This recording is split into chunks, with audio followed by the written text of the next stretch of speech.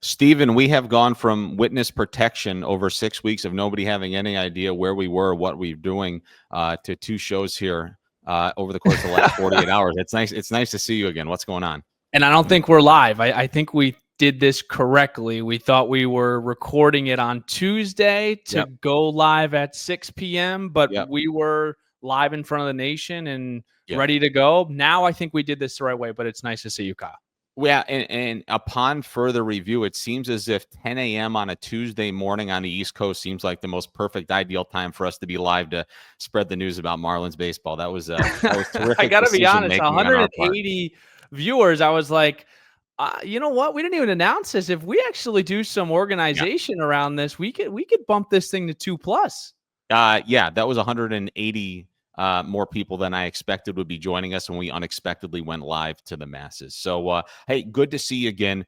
We've got a great show for you here this evening. I'm very excited. And we talked about, we wanted to kick off the Hot Stove Show season on Tuesday with a press conference announcing that Clayton McCullough, 17th manager. We heard from Marlins principal owner Bruce Sherman. We heard comments from Peter Bendix. We saw the entirety of the press conference. And what we said on Tuesday and what we're looking to do, and we're kicking that off tonight, is with the Miami Marlins' newest director of pitching. This is a position that has not been fulfilled before. This is going to be a very important one to the organization. And Bill Hiesel is joining us tonight. We're going to get to him momentarily, but this is an exciting show, I think, Stephen. It is, and I think for people that don't realize the director of pitching is now becoming a little bit of a trend now in baseball. Not every team has one. I mean, I remember when we were talking about, the Marlins are going to get a director of pitching. Even I was like a little puzzled, like teams have that, but they do. The Red Sox, the Dodgers, you see teams around the league sort of adapt and create a position for such an important role. This isn't just at the major league level. This is across all the systems and really implementing a philosophy and core values. And I think it's really important because you only can do so much as like a pitching coach in each system. So to have a director pitching is a big deal, and I'm super excited, man. This guy is innovative. He's young. He has good energy, and I'm really excited to listen to his story and really share with Marlins Nation what they're getting in Bill.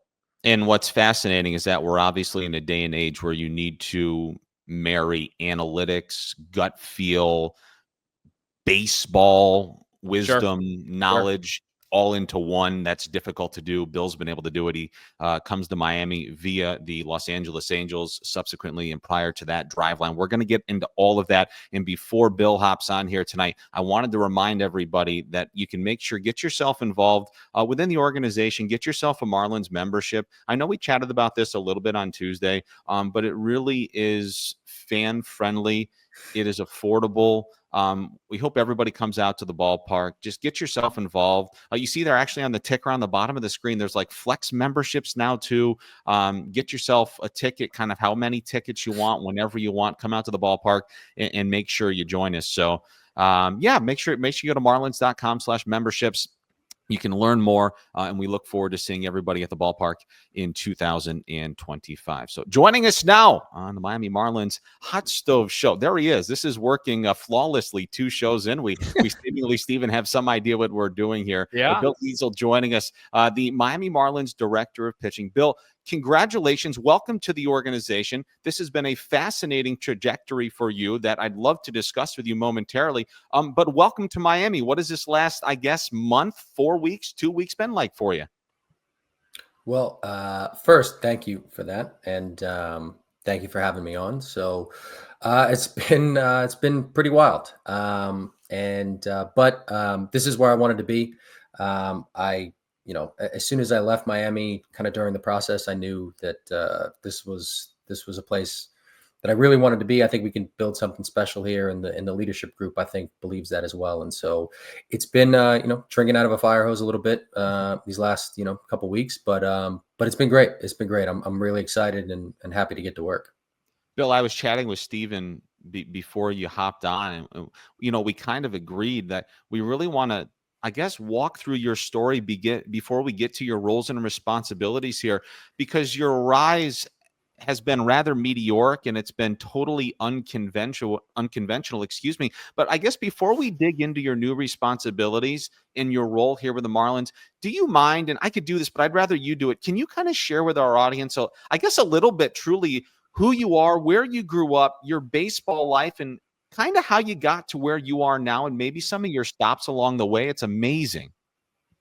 Yeah, sure. I'll try to keep it, somewhat brief, but was born in New Jersey, lived most of my life in Pennsylvania. Like everybody else, loved baseball and, played, my whole life growing up. Played in college in Pennsylvania, wasn't very good. And then after college, started having some interest in maybe coaching.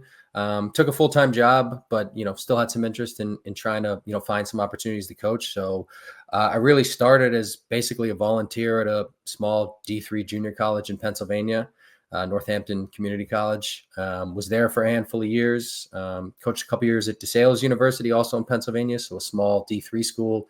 And while I was doing that, I was working in a full-time job in sales. So it was really, really tough to do both, but yeah, I really was just trying to search for a path to, make baseball my full-time job, and really fell in love with coaching, and was lucky enough that, I'd had some conversations with Kyle Bodie and some folks at Driveline, and they just cold emailed me and asked me if I'd be interested in interviewing for a job. And I did, and, ended up moving across the country.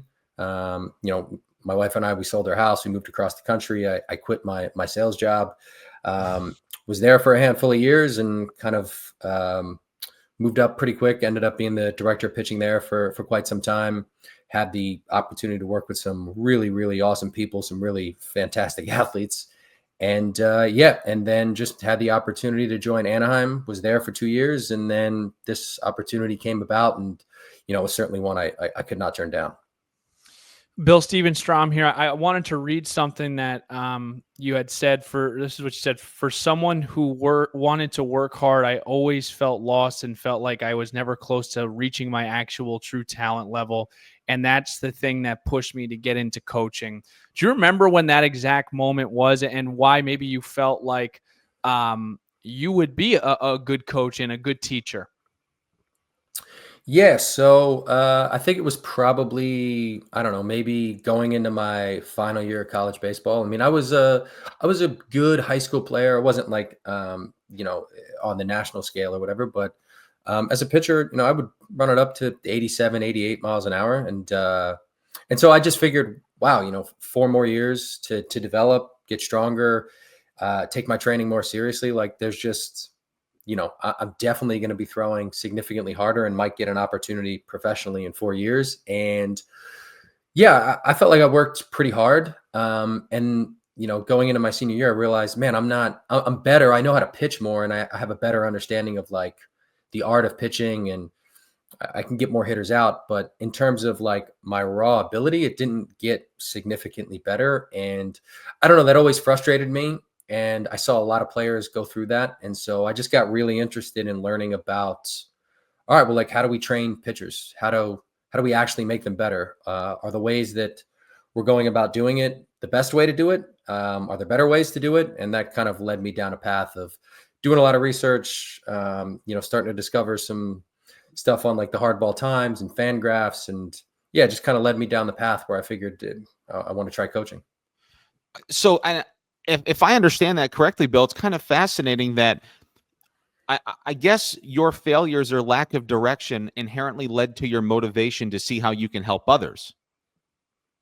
Yeah. And it wasn't I think the interesting thing too that I always try to mention is it wasn't for lack of trying by the coaches that I had the opportunity to be around. They were great coaches, great people. I think it was just, this was quite a while ago. I'm a little younger, but I don't know, I'm pretty old. I think at that time we just didn't have a great understanding of like, if velocity could be trained, what are the ways to do that? We didn't have a great understanding of, pitching biomechanics at that time. We certainly had a very rudimentary understanding of how pitches move. And so I think at the time, there just like wasn't a ton of resources and there wasn't a ton of knowledge out there about like how to actually upskill pitchers and make them better. And so I think I was just a product of that. But either way, it put me on a path that, I believe kind of helped me get to where I am today. I assume they weren't doing weighted balls, like you weren't throwing weighted balls or anything like that. What was like the protocol? What were they telling you to do when you were in school? Yeah, I mean, there was certainly like an emphasis on strength training stuff, and long toss and kind of your common, pitching training tools or whatever. But for the most part, that was the extent of things. Everyone kind of had a very similar mechanical model in terms of like how you should or shouldn't move. And there was a lot of time off. I remember, early in my college career, there was a lot of like no throw periods and times where, you're just not throwing. And, if you're an athlete that, needs to get significantly better, you maybe need to minimize some of those times and use and take advantage of them. So, it was just, a lot of your standard long toss. Here's a typical mechanical model that you should follow. If you like get bigger and stronger, then you're just going to throw harder. And for some guys, that certainly works clearly. Especially if, unlike me, you have some genetic raw abilities. But yeah, it just didn't work for me. And I don't know, just made me curious and made me invest a lot of time in trying to figure out, are there other ways to train? So Bill, when you ultimately quit your sales job and you run into this opportunity and move your wife out to Seattle, correct? Is that where Driveline is? I want Correct. to confirm that. Yeah. Yeah. I hate to dummy this down so much, but I have a general understanding what Driveline is, but I guess I've just heard it so much. I'm inherently just like, okay, it's just like this. It's this new age analytical way to teach people how to pitch. And truthfully, before we get to this whole new role for the Marlins with you, and before we even chat about your Angel stuff a little bit, what is Driveline and how has it shaped, I suppose, the way in which the game is being pitched today? Yeah, I think, I don't know, at its core, it's just a training facility that believes in, maximizing the athlete's ability. And, they're going to seek out every resource, piece of tech, training methodology that is possible to achieve that goal. And I think the way I don't know, something that was said to me during the interview process, actually by Kyle, and is something that I think still probably holds true and was certainly true for me is during the interview process, Kyle had told me, hey, you're going to learn more about pitching in the next 6 months. You're going to learn more about pitching in the next 6 months than you did in the last 6 years. And that certainly held true. And a lot of that is just due to the fact that, coming from a small college or whatever, you just don't have access to, some of these pieces of tech. There's just like not a robust data set that you can look at. You get exposed to kind of one segment of athletes in terms of like their skill level, and instead of, being able to work with pros, college guys, youth athletes, and kind of getting to see the full spectrum. So I don't know. It's a really special place. I truly feel like I owe that place a lot, because it not only taught me a lot about technical pitching, but it really kind of forged how I go about thinking in systems and processes. It kind of changed the way I go about my work and how I consider productivity and stuff. I don't know. It's just a really, really special place. And I think it challenged a lot of the, conventional wisdom in baseball training, and kind of set out to prove that some of those things might not be correct, or there might be better ways to go about doing some of these things. And you were at Driveline for how many years, Bill? 4 years, I believe. Yeah. So you go from Driveline, and then you find yourself in Anaheim at Mickey's place there with the Angels. Before I really ask you about your roles and responsibilities there, we all dream up, like when we're little in the backyard, putting on a major league uniform. And for a guy that was in Division I baseball, who took a step back and had success in Division II, you go from Driveline to the Los Angeles Angels, and you end up in a Major League Baseball uniform. What on earth was that like the first time you put on those pants and that jersey? I mean, terrifying. Yeah, probably terrifying. Yeah, I mean, I don't know. I was just, really, really grateful that I got the opportunity.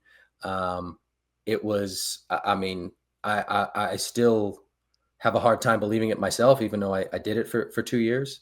But yeah, it was just, an unbelievable opportunity. Really grateful for the Angels giving me it. And, Yeah, it was terrifying. It was terrifying. But I think what you learn pretty quickly, and what I learned really quickly, is at the end of the day, it's the same thing. You're working for the players. You're trying to do everything you possibly can to make the players better.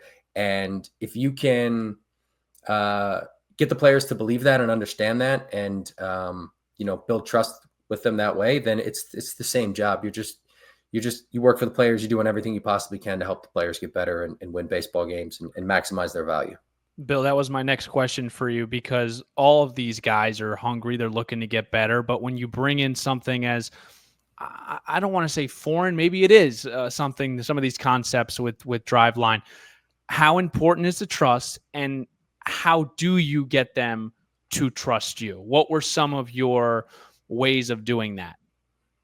Yeah, I mean, building the relationship with the player is the most important thing. You can have, the best content, the best technical pitching knowledge, but if you can't get the player to understand it, if they don't trust you, if you don't have some sort of a relationship with them, if they don't believe that you're working in their best interest, then it's really hard to deliver the message. So for me, I mean, I'm obviously a little bit more, I don't know, data driven in my thinking and the way I go about things. And so that a lot of times was my is that I think I'm really good at being able to break down highly technical pitching concepts in a very digestible way for the player to understand.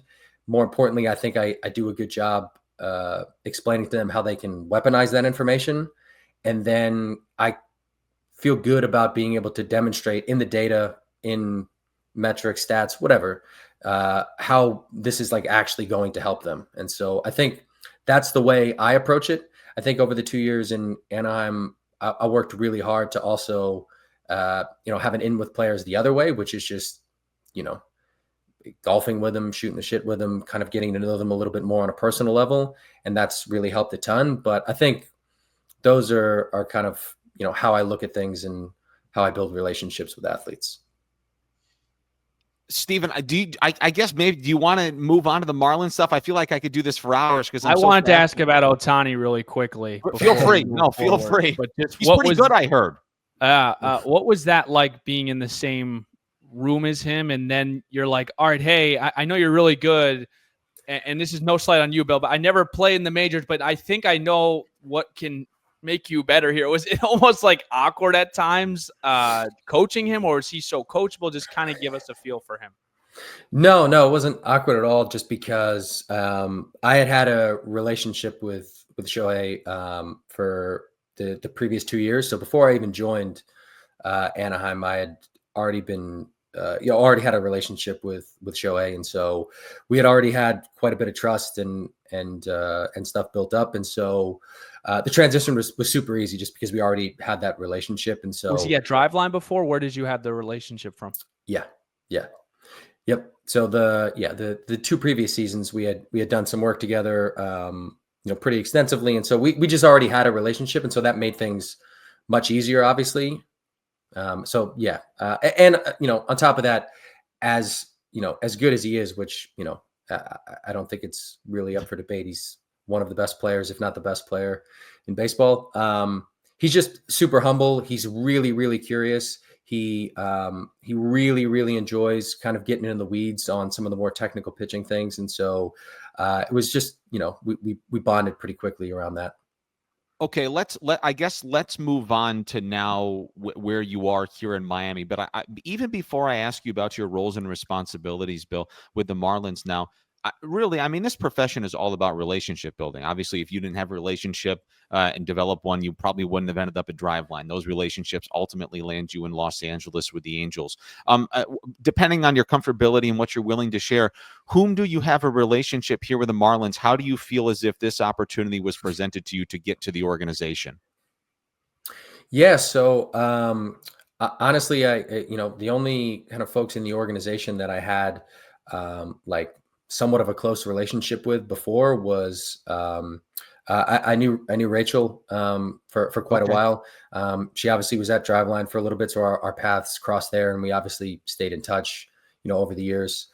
Max Garrett as well. I've worked with Max at Driveline for quite some time.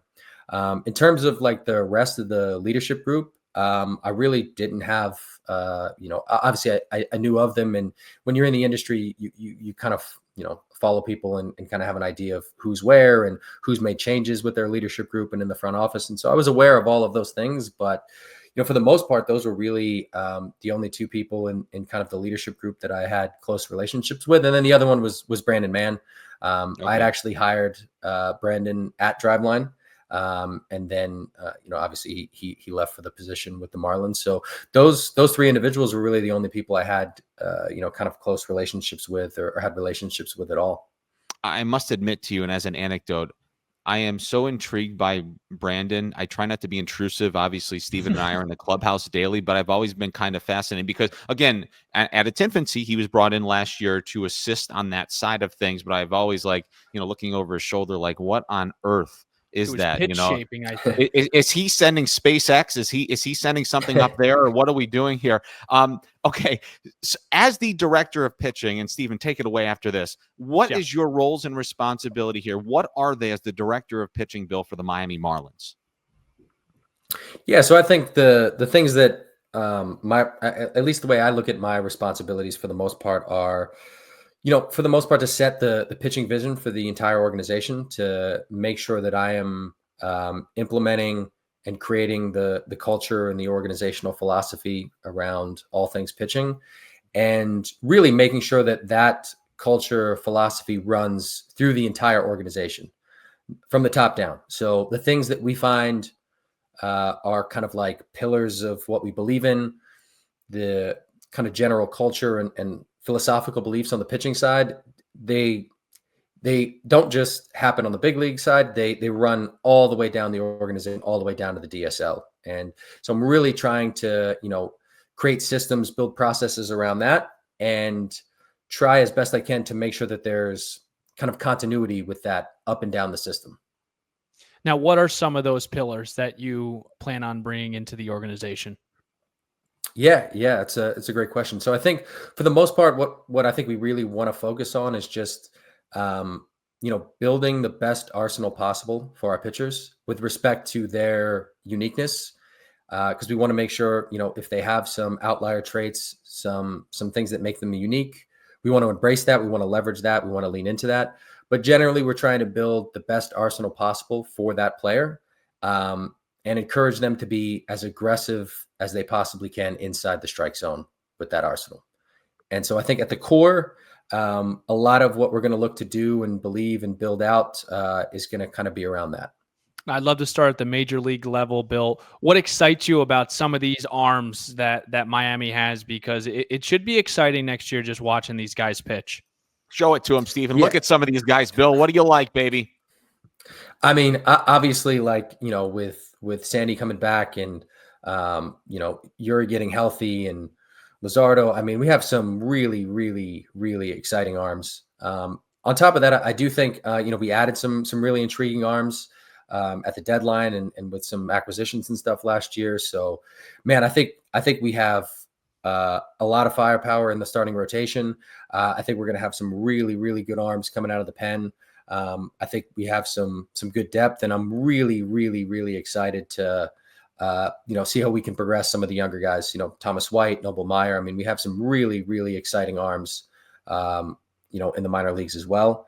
And yeah, I mean, I'm really, really excited. Again, it's one of the things that I think drew me to this role is just that, like, obviously we have some really exciting arms in the big leagues. We've got, a returning Cy Young winner, but, what they have on the minor league side, I think is really, really interesting.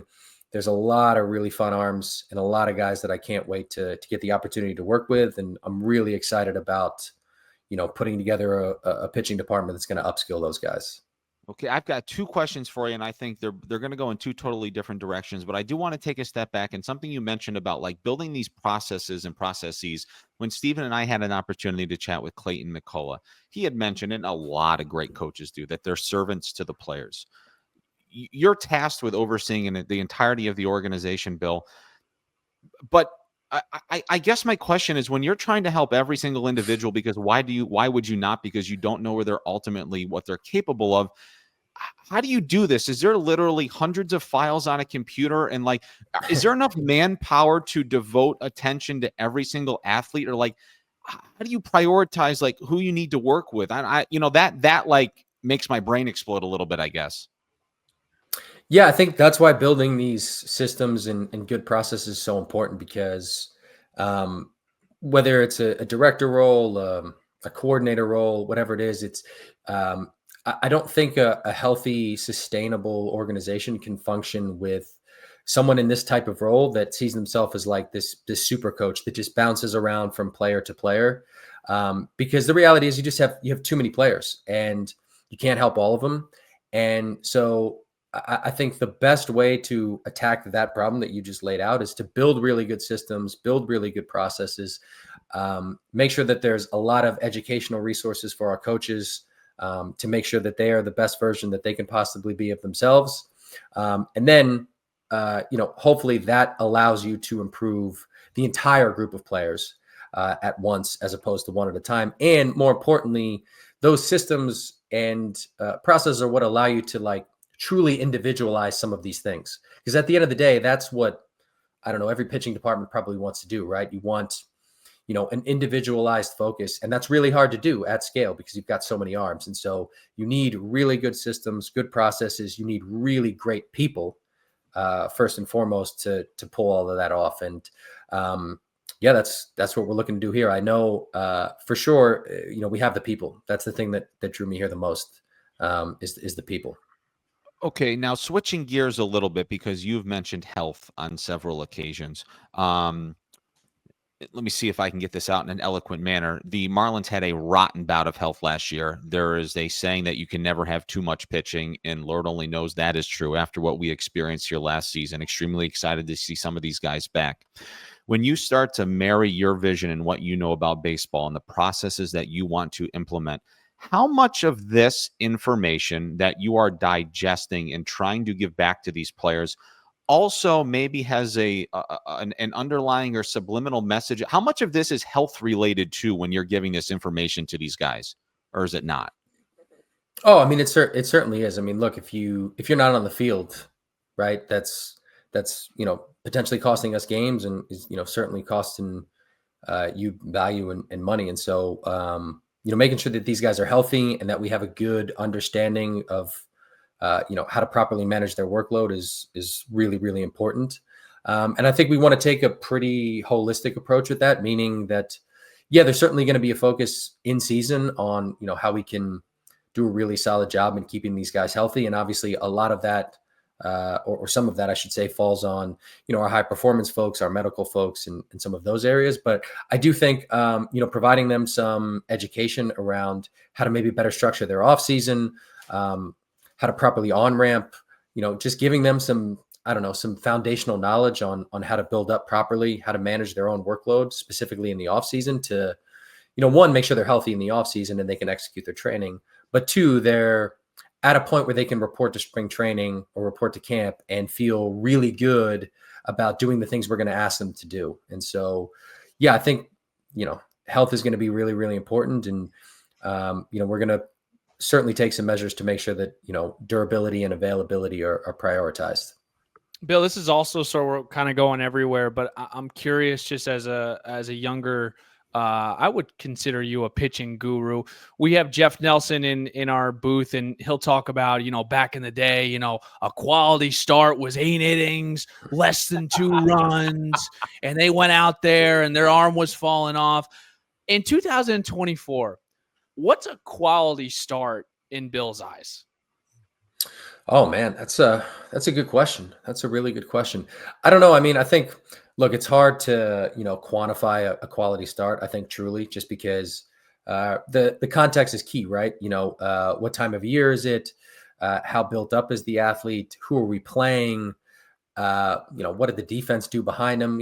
Any number of things, can kind of impact that. I think for me, I don't know, what I would consider a quality start is probably a start that gives us the best opportunity or a opportunity to win the baseball game that's right in front of us. And so for me, if you ask me what is a quality start, it's someone going out there and giving us an opportunity to win the baseball game that day. So it's no innings or no runs or anything. It's just contextual to he gives us the best chance to win. Yeah, I think so. I think so. And the goalposts have probably moved on that. And I say that because I promise you, I'm not as fascinated on the health of pitchers as I may seem to be, Bill. But these guys are bigger, faster, and stronger than ever before. This is, I guess, a two-part question for you.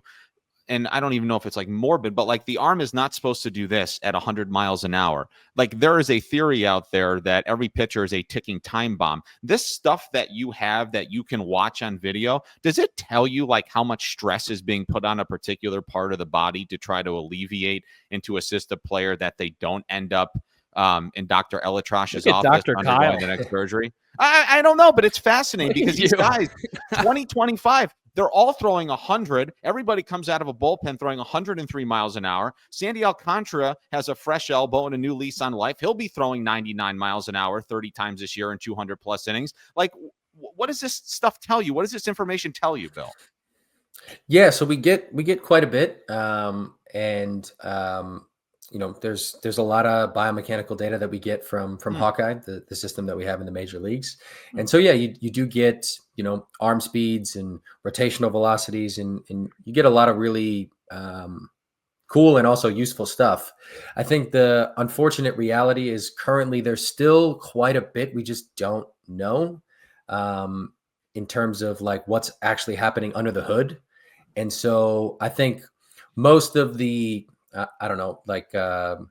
stress values and some of the things that we would get that would, maybe indicate whether or not, someone is, throwing in a more or less stressful way. A lot of that is just, quite frankly, estimates, based on, the data that we have. I think for us to get a true picture of like exactly what's going on, we probably need more. And we need to, have a better idea of what's happening under the hood. And then also just, it needs to be more specific to the individual, because the reality is, everybody's a little bit different, not just like physically with how they move, but, perhaps anatomically as well.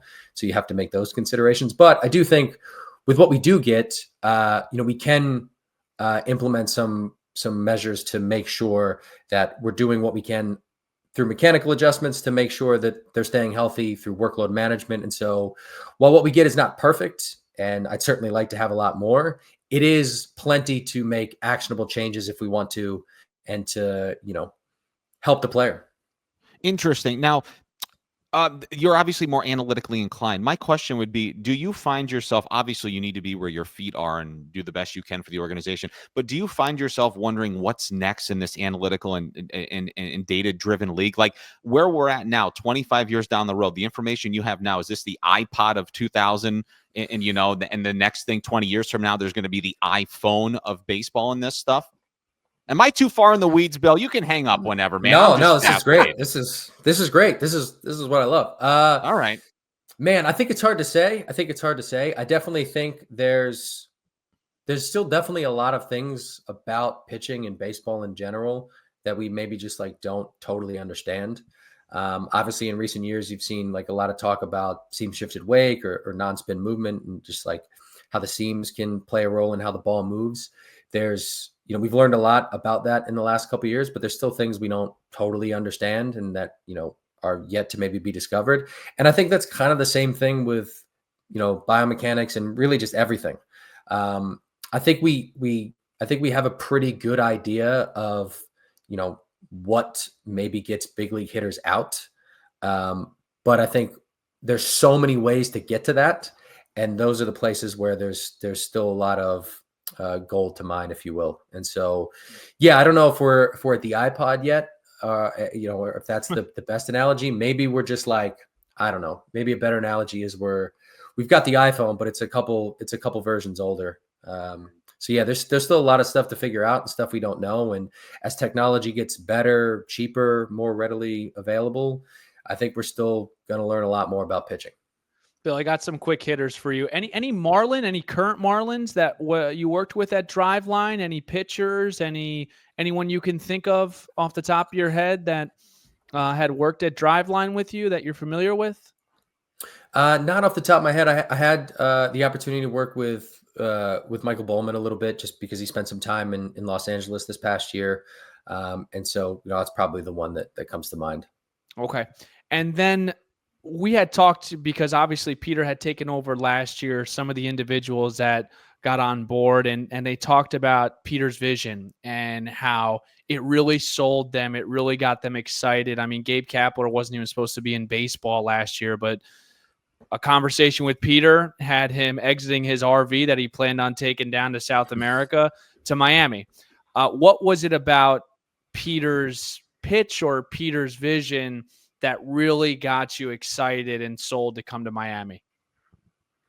Yeah, so I think it was a couple things. I think one, it was just that his vision was just very clear and he was very convicted in it, as was the rest of the leadership group. And it was, I don't know, really refreshing to see that there was like a unified, aligned vision that the entire leadership group felt really strongly about, and they were able to communicate it really well.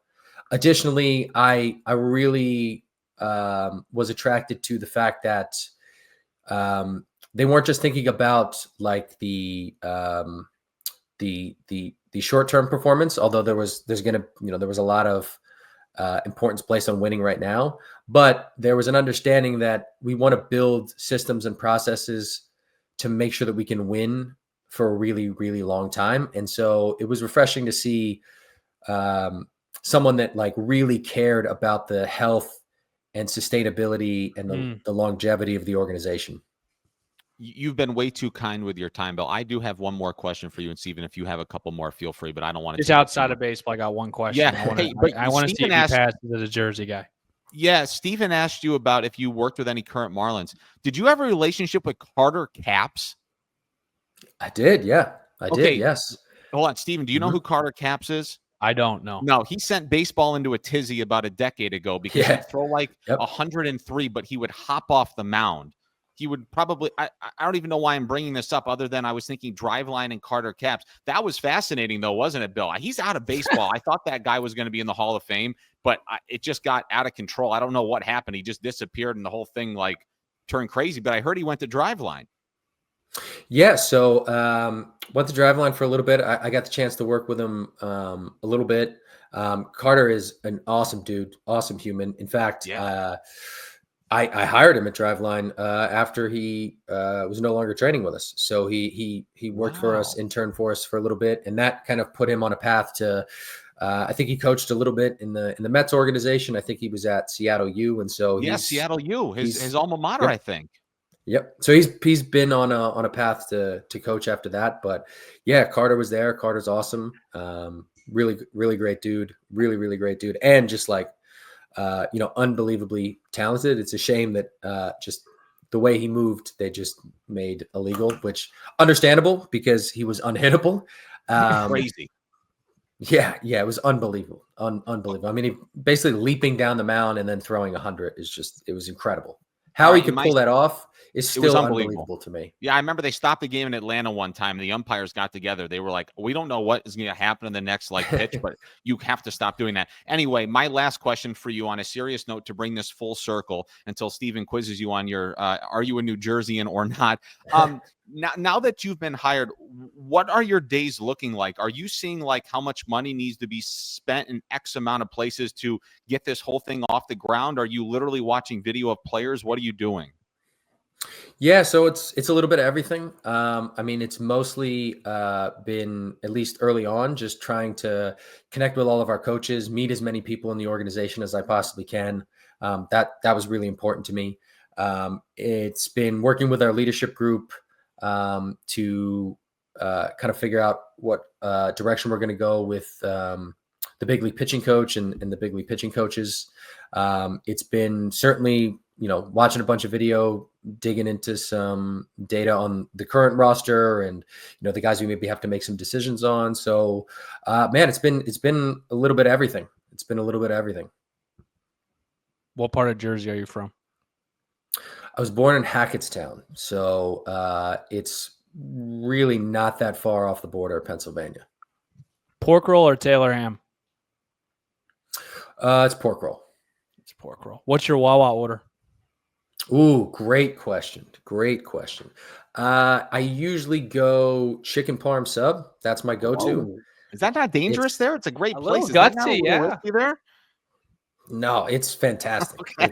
It's fantastic. It's my go-to almost every time. And quite literally, when I was in Miami, I made sure to make a pit stop at Wawa and get that exact Wow. order.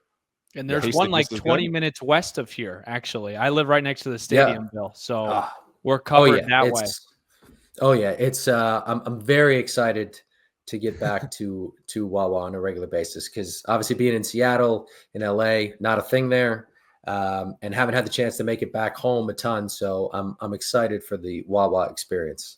And maybe the best news of the day. Hold on, Stephen. 5 miles south of where we train in Jupiter, there's a Wawa, just so you know, Bill. Ooh, Oh, all I right, didn't know that's huge. Mhm. I'll Huge. try a chicken parm sub with you during spring training. That would be Let's very do it. interesting. We'll all Literally, three do will it. do a literally little breaking chicken bread. parm You two review. will literally Yep, be let's do breaking it. bread, Stephen.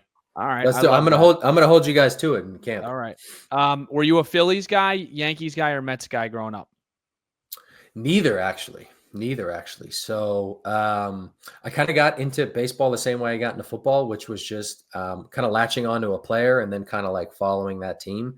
Okay. And so for me, it was Ken Griffey Jr. And so I don't know, followed the Mariners as a kid. And then oddly enough, which is hilarious on the football side, I don't know if you can see it behind me, but I was a big Dan Marino fan. And so I've been a Dolphins fan my entire life. Nice. Very cool. Wow, that's amazing. Okay, Bill, I know you're going to say it's not a problem. I'm starting to feel awful how much time we've taken. So we I'm will- done. No, it's I'm not. done. It's So not. now this is I on am done as Kyle. well. This is on Kyle. Hey, and I will say, as you can tell, we just asked the questions. There is very little that Stephen and I could possibly offer you after this conversation today. We will both be in Jupiter every day. We train at Roger Dean Chevrolet Stadium. 500 feet away is a beautiful golf course called Abacoa. That's the only thing I can offer you. Whenever you need a tee time, please don't hesitate to reach out. I would love to play with you. I'm on the driving range every single day. And Bill, thank you so much for joining us on the Marlins Hot Thank you Stove so Show. much. Thank you for having me, and I'm gonna hold you to that and the Wawa order when I see you in Jupiter. Unbelievable. Sounds good. Take care, Bill. Thank you. Take care, guys. All right. That was Bill Hiesel joining us on the Marlins Hot Stove Show tonight. Unbelievable conversation, Stephen. I think if I had another hour, I could keep on going, but it truly is just an amazing interview. And before we get back to that, don't forget Monster Jam is coming up January 25th and the 26th. Stephen and I actually went to Monster Jam last year. Unbelievable experience. The grave digger out there, baby, hitting the dirt at Lone Depot Park. Make sure you get out there. If you like loud noises, big trucks, it's for you, man. Go to marlins.com. Day after my Monster birthday. Jam. Right. We Day went after my last year. We had a fabulous time. Stephen was a little too nervous to get on the big wheels, get up in the seat and take her for a spin. But hey, make sure you get out there and go to Monster Jam. Boy, that was awesome. That was That was amazing. awesome. Awesome. And the problem is with this deal we're doing in the off season, nobody's putting us on a time limit. So I know. but he was There's no unbelievably breaks. kind. Yeah. Unbelievably kind with his time. A fascinating conversation. Any takeaways? Because I know we're 43 minutes deep. I hope we didn't lose anybody. I hope everybody gets a chance to watch that. My takeaways were this is another individual that Peter brought in, and Peter has talked about bringing in good people. That's another really good person. That is a driven person. That is someone that thinks differently, right? This isn't your old school. He's been in the bullpen for 40 years, and he's going to teach guys to get guys out. No, this is another unique, different thinking, younger individual that has a track record of success. He's worked with obviously some of the biggest names in baseball, Shohei Ohtani. I actually That had was a good quote. question. I didn't realize he had a prior relationship. That was interesting. Yeah. I actually have a prior quote, and I was going to share it with him because he was being way too humble. This was from Patrick Sandoval in an interview quote, and this is him talking about Bill. He knows his stuff. He knows how to translate it, which I think is the biggest quality to have, being able to translate the data to the players. He sort of dumbs it down for us because there's a lot of numbers that go into it. He knows how to filter it in and out and give it to us in a way that we need to get it. So he's got a great track record. He's got individuals really speaking highly of him, which really is what it comes down to in baseball: reputation and connections and all of that. And I think it's awesome that the Marlins have a director of pitching now too, because the Red Sox, the Tigers, the Angels, the Dodgers, not every team has it. And this is what we're talking about: investing into the organization, the money that you might not see. It might not go to these big time free agents, but it's going into these areas of development for what we talked about: sustained success. Every time we ask individuals that work for the Marlins now, what is it about Peter that drove you to this organization? And they all say the same thing: the care and the vision for long-term, not just 2024 success, for a long-term sustainable success. That was my takeaway. Yeah. Not only is it awesome, to your point in mentioning other organizations, it's obviously a necessity. And I do think it comes back to something that we talked about on Tuesday on the show. And again, I know it's not the sexiest thing for people to hear, but there are a ton of resources being allocated behind the scenes to properly put the organization in a position to have a fighting chance to succeed moving forward. There are certain, I guess, criteria that you need to meet in today's game, and you can remove every $600 million payroll, but at its very core and infancy, if there's not the $50 to $100 million or whatever it is, Stephen, that's being spent on this type of infrastructure and these type of individuals, you're to where behind. you're done. In my opinion, you're cooked. Totally. And I credit Marlins principal owner Bruce Sherman. And again, I know people don't care about it, but he has invested so much of his money to give this organization a shot. And I am totally sympathetic and understanding of the fact that's all people truly care about is the MLB team. But without doing this and without taking shortcuts, this is going to put them in a position where in the next 2 to 3, 4, however many years, I'm not putting a timetable on it, but you get the gist of it. You have to do certain things and meet certain criteria to make this thing hum at the big league level. So that's really all I have on that. But I guess that's just my piece on that. No, I totally agree. And I'm looking forward to having everyone else that is brought into the organization on here. I think it's been a really good visual, and I think it's a lot more intimate than Zoom. I don't know why. I think I like it. To know them a little bit on a deeper level, which is great. But very pleased with our conversation and very excited to meet him and have that chicken parm sub. I was going to say, I'm going to email him after this and hopefully we can get his number. But again, only thing that we can offer on my end, I can get him off of number one, and you can take him to Wawa. Other than that, these two schleppers, we can't offer a whole lot, but we do like to join the people. Hey, I have one more conversation, little point for us. What do you got for me before we wrap things up tonight? Pretty cool. Out in the AFL, and some people really, really care about this. Others kind of turn a blind eye to it, which is fine. I mean, some people are just more interested in the minor league side of things. But Andrew Pintar, who came to the organization with Davison De Los Santos and the AJ Puck deal, which really seemed to benefit both sides, by the way, he's been named the Defensive Player of the Year out in the AFL. Young man had a very hard time acclimating himself to the organization in AA Pensacola, but that's a nice feather in the cap for the Marlins. They sent some guys out there. Who were we supposed to chat with? He went off, and then we were supposed to chat with Kemp Alderman. He was great, but he got married, ended up honeymooning. I guess the honeymoon ran long, didn't go back to the AFL, whatever. He had a great start.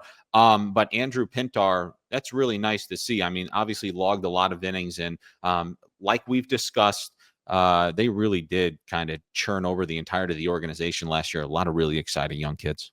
Yeah, didn't commit an error in 51 defensive chances, added 3 assists as well, and offensively collected 29 hits, which was tied for 4th in the AFL, scoring 21 runs out of that leadoff spot. It's the Marlins' 18th ranked prospect. So always good to see guys that go play in the AFL. I know that Peter Bendix and company have sent individuals to the AFL and also to the Dominican complex, where the Marlins, I guess, have just cultivated a pretty insane facility over there.